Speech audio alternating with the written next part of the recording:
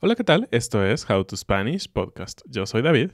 Yo soy Ana. Hoy vamos a hablar sobre el miedo. How to Spanish podcast is designed to help Spanish students improve their listening and vocabulary skills, and it's made possible thanks to our Patreon community. By joining the community, you can access the vocabulary guide and interactive transcript, bonus episodes, and monthly activities to practice your Spanish. If you would like to join the experience, go to patreon.com/howtospanishpodcast. El miedo es una emoción universal, pero pocas veces nos preguntamos a fondo qué son las cosas.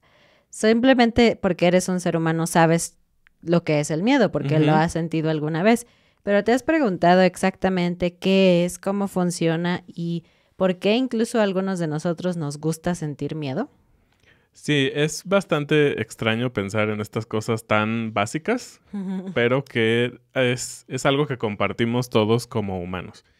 Y pues bueno, empecemos como con algunas definiciones y un tema, un contexto un poquito científico para entender qué rayos es el miedo. Y para empezar, bueno, es un mecanismo de supervivencia. Eso es bastante interesante, que el miedo se considera como una parte por la cual podemos sobrevivir, ¿no?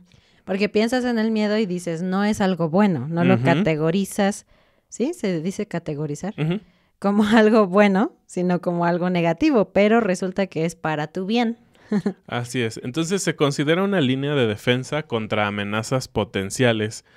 Y algo interesante es que el miedo ocurre antes de que ocurra el ataque, ¿no? O el evento o algo así. Si tú piensas normalmente, si estuvieras en la selva y ves a un leopardo o más bien un león, ¿no? Digamos, muy lejano, el hecho de verlo ya te va a empezar a dar miedo, pero no ha ocurrido un ataque, es decir... O quizás todavía no estás en peligro inminente. Exactamente, todavía está muy lejos, ¿no? Un dato muy interesante, y aquí aprovechando de que Ana está esperando un bebé... ¿Nada más yo? Bueno, en este momento, para nosotros, es que no nacemos con miedo. Eso me sorprendió y ahora que lo pienso, pues tiene sentido. A ver, platícanos un poquito de esto. Sí, resulta que todos los humanos nacemos con esta palabra que se llama intrépido, que realmente es sin nervios, sin miedo.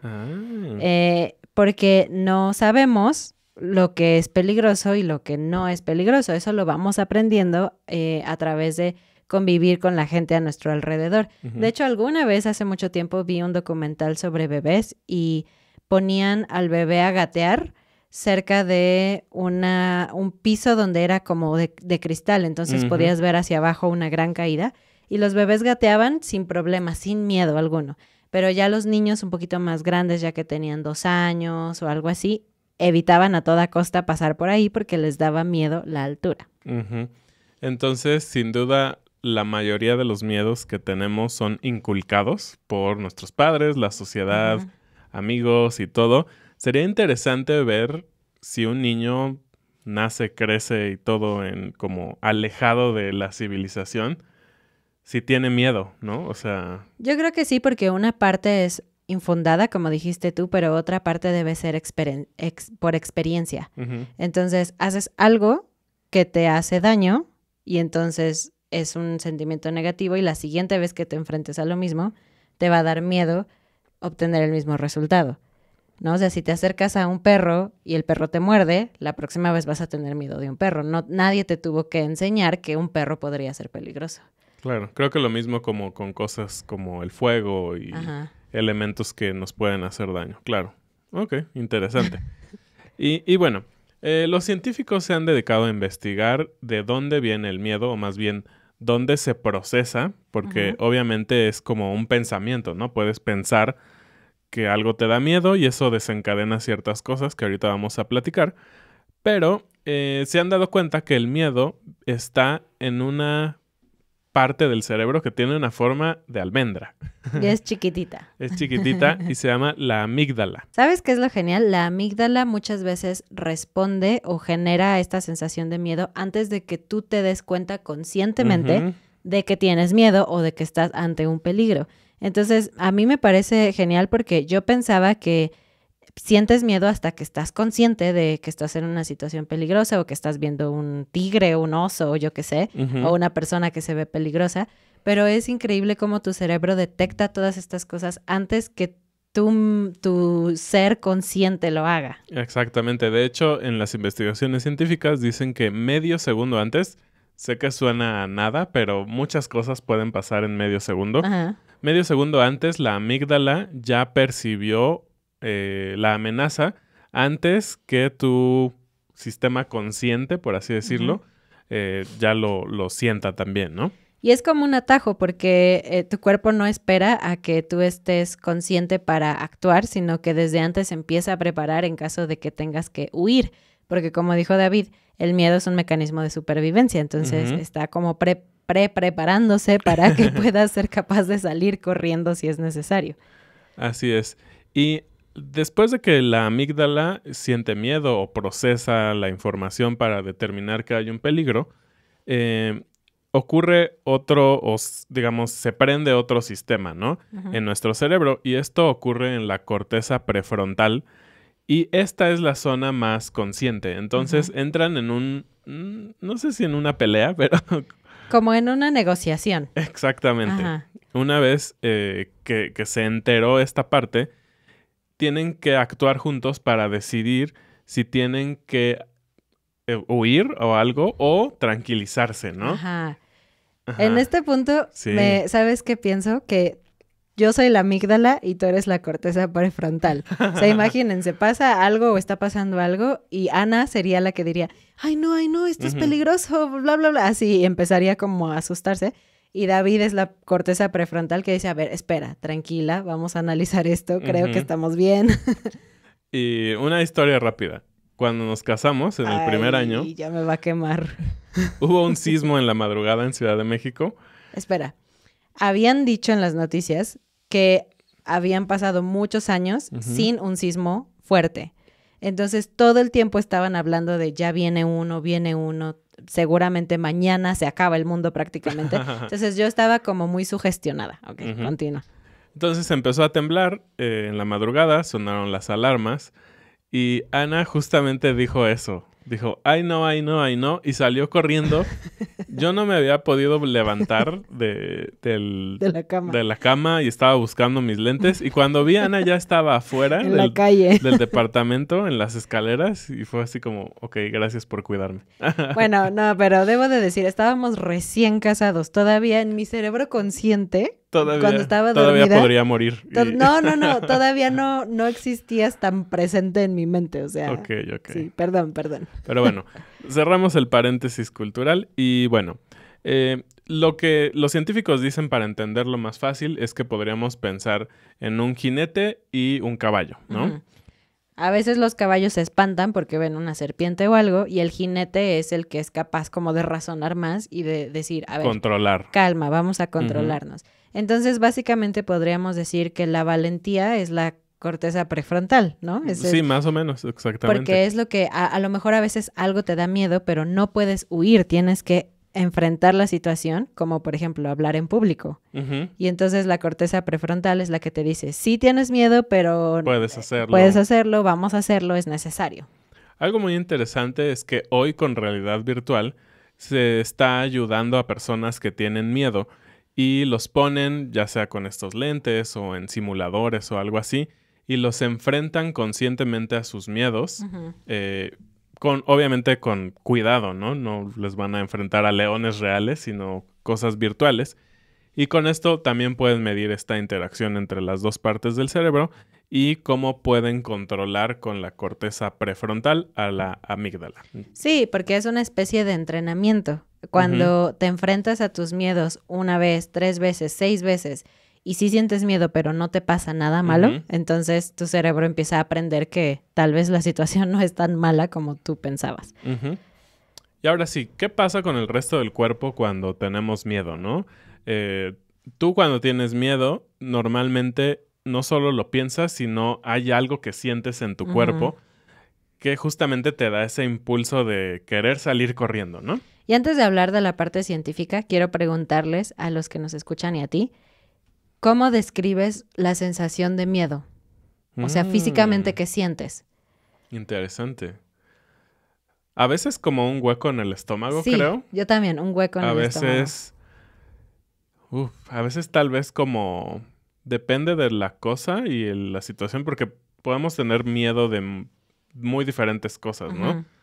A veces tal vez como fuerza, o sea, como energía fluyendo a través de mis piernas o mis brazos. Ok. Entonces... O el corazón latiéndote claro. a 1000 por hora. O cuando es un miedo no peligroso, como cuando ves algo en la televisión, una película que te asusta o algo, yo siento piel de gallina. Sí. Es como esa sensación de no me gusta esto, pero sé que no estoy en peligro, entonces no siento ganas de correr ni nada así.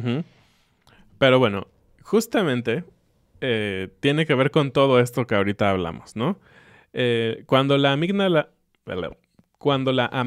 manda ese mensaje, ocurren muchas cosas. Le manda señal al corazón, a la parte donde se genera o se controla los latidos. Entonces, por eso empieza el corazón a latir más rápido y bombea más sangre. Y esto es para prepararte para la acción, justamente, ¿no? Que es lo que pasa cuando haces ejercicio. Tu corazón se agita, ¿no? Bombea más sangre.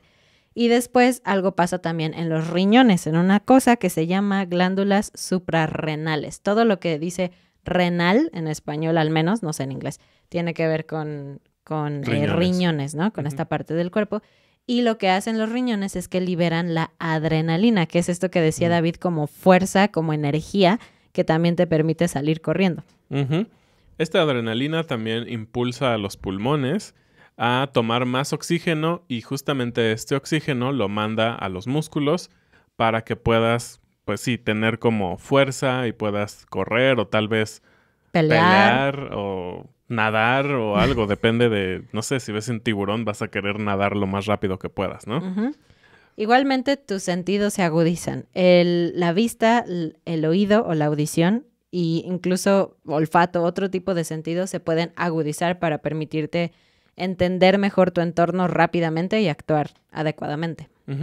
Y por último, el hígado produce o libera glucosa, que también se va a los músculos, porque los músculos necesitan glucosa y oxígeno para funcionar, ¿no? Entonces, en cuestión de segundos, tu cuerpo está completamente diferente, ¿no? Sí. Se agitó, tiene más azúcar, más sangre. Tiene más sangre, tiene más oxígeno y por lo tanto más fuerza y todo, no sé, lo que necesitas para huir. Y creo que aquí depende de cada persona cómo reaccionas, ¿no? Porque todo esto te puede dar fuerza justo para hacer lo que tienes que hacer, pero a muchos otros nos puede paralizar también en ciertos momentos, ¿no? Entonces, esto creo que depende de cada persona y los científicos están estudiando mucho porque obviamente hay miedos que son racionales, miedos irracionales y miedos que, pues sí, no sé qué otro tipo de como miedos naturales, hay. ¿no? Sí, como naturales. Y bueno, y hablando más como de miedos sociales, porque creo que todo esto tiene más que ver con miedos como físicos, ¿no? Como de ves un animal salvaje, ves tal vez a alguien con una pistola o algo ves así. Una cucaracha y tienes que huir. No. Pero bueno, también hay miedos sociales o personas que les gusta el miedo bajo un modelo, digamos, cuidado, ¿no? Y esto tiene que ver con lo que llamamos como el terror, ya sea en películas, en literatura y todo esto. Y esto ha ido evolucionando poco a poco. Realmente podríamos llamarlo algo nuevo. A partir de 1764 se escribió el primer libro que se clasificó como horror, ¿no? Ajá, creo que literatura gótica y que era como el precedente de los libros de terror. Se llama El Castillo de Otranto.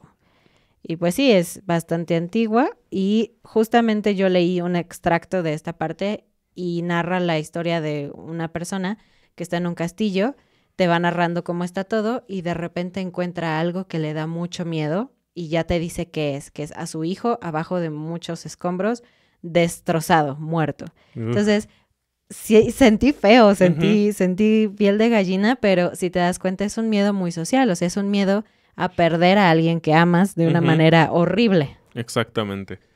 Y bueno, en base a esto se ha estudiado qué pasa, ¿no? Con los humanos respecto a por qué nos gusta leer.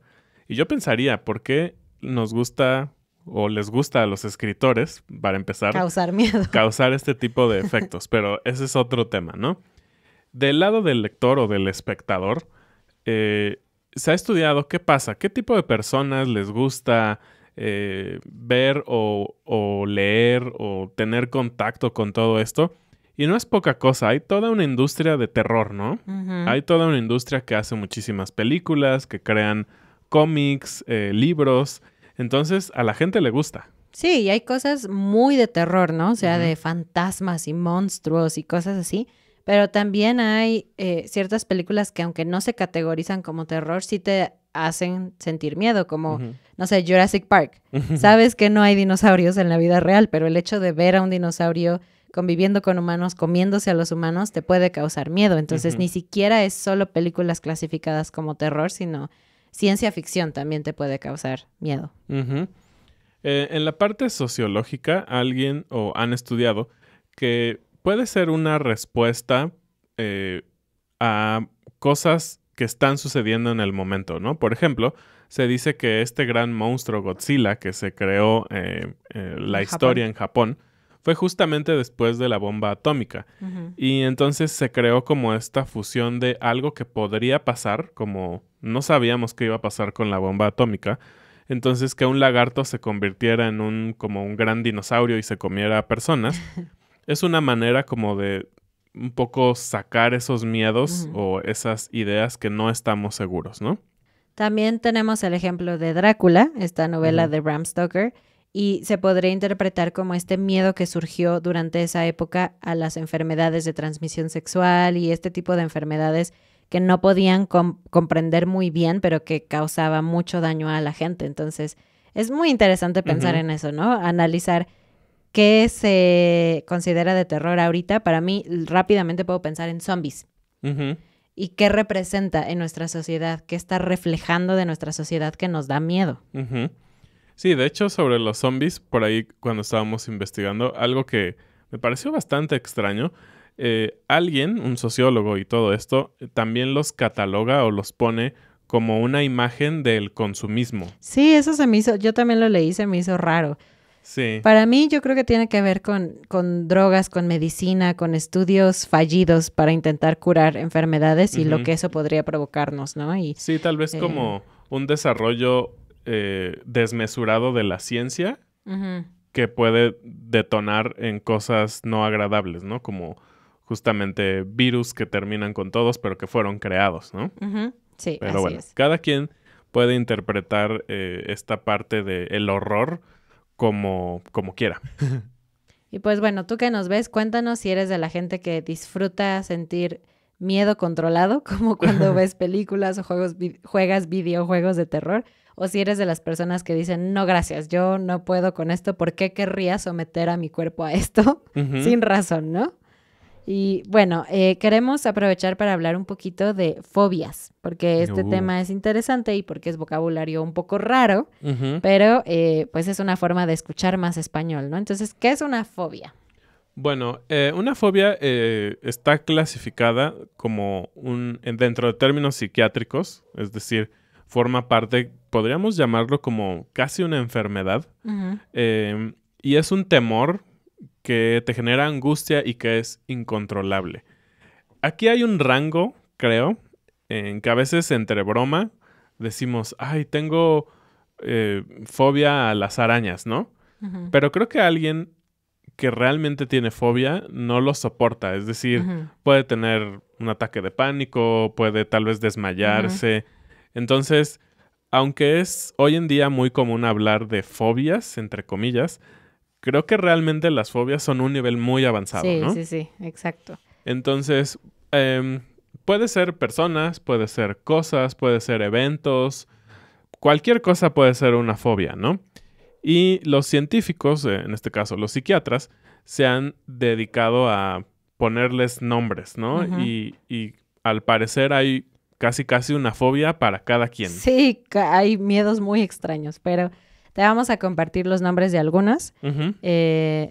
que son comunes. Primero está la xenofobia con X, pero se pronuncia suave, xenofobia, que es el miedo a lo extranjero o los extranjeros. Sí, es bastante extraño, pero yo me lo puedo imaginar más como en la historia de los aztecas, cuando llegan los españoles, sí, yo también que eran completamente diferentes a ellos, su tono de piel, llegaban en barcos que ellos no tenían. Con caballos que ellos no tenían. Eso sí hubiera sido una xenofobia, ¿no? Como me dan miedo estas personas. Hoy en día, esperemos que nadie tenga xenofobia. Hidrofobia, miedo al agua, y es interesante porque todo lo que tiene el prefijo hidro tiene que ver con agua. Aracnofobia, miedo a las arañas. Muy conocido, ¿no? Sí, uno que yo tengo, bueno, realmente no, pero entomofobia es miedo a los insectos. La verdad es que sí me dan miedo, sí me paralizan un poco, pero no lo pondría como una fobia psiquiátrica, pero sí me da miedo. Otra es bufonofobia. ¿Miedo a los bufones? Exacto, no. Sapos. Y justamente por eso que dijo Ana, yo me puse a pensar a quién se le ocurren cómo se arman estas palabras, ¿no? Y pues sí, me puse a investigar, ¿por qué no? Bueno, para empezar, todo este tema de las fobias viene pues ya desde muy antiguo, ¿no? Ya estaban clasificadas desde hace mucho tiempo y viene del latín o del griego, ¿no? Depende del latín como idioma, podríamos decir. Entonces me puse a investigar por qué rayos el miedo a un sapo se llama bufonofobia. Me suena justamente miedo a un bufón, ¿no? A estas personas como payasos y eso. Pero bueno, la palabra bufónido, que de ahí viene bufono, viene del latín científico Bufonidae, que es el nombre de la familia de los vertebrados de la clase anfibio. Y por lo tanto, de los sapos. Entonces, siempre suenan muy exóticos, ¿no? Los nombres de las fobias. Y esa es la explicación. Vienen del latín y se mezcla finalmente con la palabra fobia. Otro de animales podría ser la ailurofobia, miedo a los gatos. Pero también puede ser a fenómenos naturales, ¿no? Como la lluvia, el sol. Como la pluviofobia, que es el miedo a la lluvia. La astrafobia es un miedo a los rayos, no a los astros. Entonces, tiene un poquito que ver, ¿no? Es del cielo. Claro, y también está una que es muy común, en mi opinión, la hematofobia, ¿no? Tener miedo a la sangre, ver sí, sangre. Exactamente. Y este también va como de la mano, no solo de fobias, sino de manías, ¿no? Las manías son como preocupaciones extremas, ¿no? Extravagantes. O extravagantes. Entonces, hay niveles, ¿no? Ahora sí que hay niveles de preocupación, que puede llegar a miedo, que puede llegar a fobia. Así es. Pues bueno, con esto terminamos este episodio. Ahora ya comprendemos un poco más qué es lo que pasa cuando tenemos miedo, así que voy a analizar mi cuerpo la próxima vez que vea una cucaracha y sienta miedo. Sí, y platíquenos ustedes, ¿cuáles son sus miedos? No tengan miedo de platicarnos. Pues eso es todo por este episodio. Muchísimas gracias como siempre.